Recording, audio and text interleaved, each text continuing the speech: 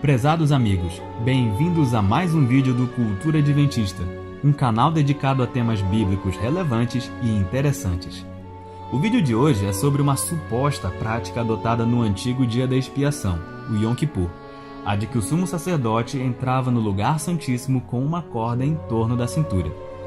O Yom Kippur é simplesmente o dia mais importante do calendário litúrgico do povo de Israel. Era o único dia do ano em que o sumo sacerdote entrava no Santo dos Santos, ou lugar santíssimo, o compartimento mais interior do santuário. Justamente o local em que estava a Arca da Aliança, dentro da qual estavam guardadas as tábuas dos 10 mandamentos, e sobre a qual, por vezes, se manifestava o Shekinah, a glória reluzente de Deus. No antigo santuário israelita, dia após dia, os pecadores arrependidos levavam suas ofertas aos sacerdotes. Os animais ofertados eram sacrificados no pátio ou átrio, e seu sangue, em alguns casos, era levado para dentro do lugar santo, o primeiro compartimento do santuário, cerimônia pela qual o pecador era perdoado de sua transgressão. Mas o pecado em si não era totalmente eliminado, sendo apenas transferido para o santuário. No dia da expiação, esses pecados eram retirados do santuário. Nessa ocasião, o sumo sacerdote entrava no Santíssimo com o sangue do bode para o Senhor e o aspergia sobre o propiciatório, que era a cobertura de ouro da Arca da Aliança. Com esse ato, ele tomava sobre si os pecados que simbolicamente tinham sido transferidos para o santuário e, em seguida, saía ao pátio, onde impunha as mãos sobre a cabeça do bode para Azazel, representando Satanás, o originador de todo o mal, e para ele transferia os pecados que tinham sido removidos do santuário. O bode Azazel era, então, levado para o deserto, para longe do povo de Deus. Com sua morte natural, sem derramamento de sangue, os pecados desapareciam com ele. Deus tinha determinado que apenas o sumo sacerdote entrasse no Santo dos Santos, e isso apenas uma única vez ao ano, justamente no dia da expiação. Do contrário, corria o risco de ser morto. Fala-se frequentemente que a situação era tão séria que o sumo sacerdote entrava com uma corda em volta da cintura, para que fosse puxado para fora na eventualidade de não estar devidamente preparado para o ato e ser fulminado com a glória de Deus. Mas a pergunta é, quanto disso é verdade?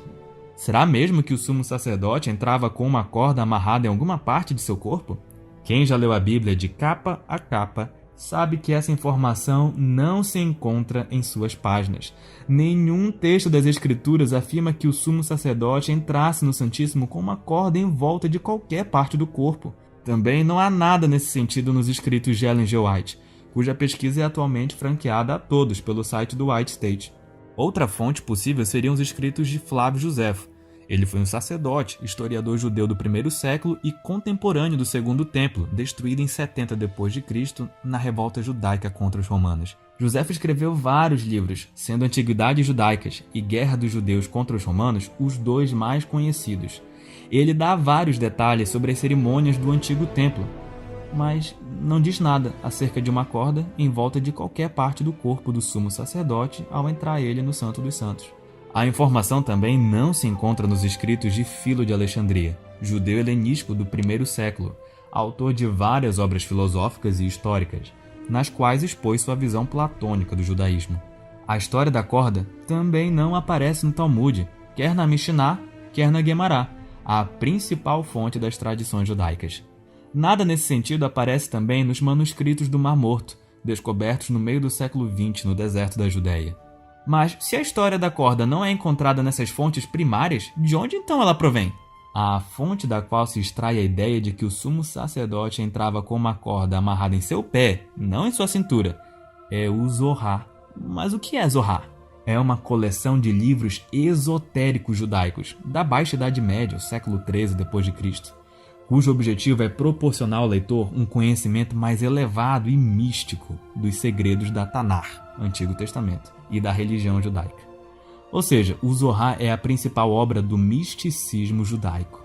Portanto, sem o saber, muitos estão apenas reproduzindo uma informação esotérica, oriunda da linha especulativa e mágica do judaísmo. Trata-se de uma lenda que não merece crédito, já que os itens com os quais o sumo sacerdote devia entrar no Santíssimo estão claramente descritos em Levítico 16.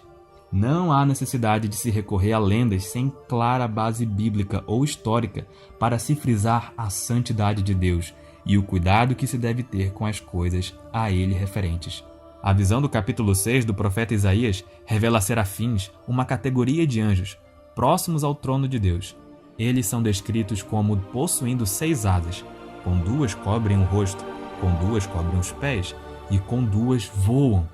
E não se cansam de clamar: Santo, Santo, Santo é o Senhor dos Exércitos.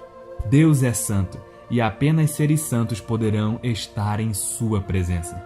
Por isso mesmo é que o apóstolo Pedro exorta: como filhos da obediência, não vos amoldeis às paixões que tinhais anteriormente na vossa ignorância. Pelo contrário, segundo é santo aquele que vos chamou, tornai-vos santos também vós mesmos em todo o vosso procedimento, porque escrito está: sede santos, porque eu sou santo. Que Deus o abençoe.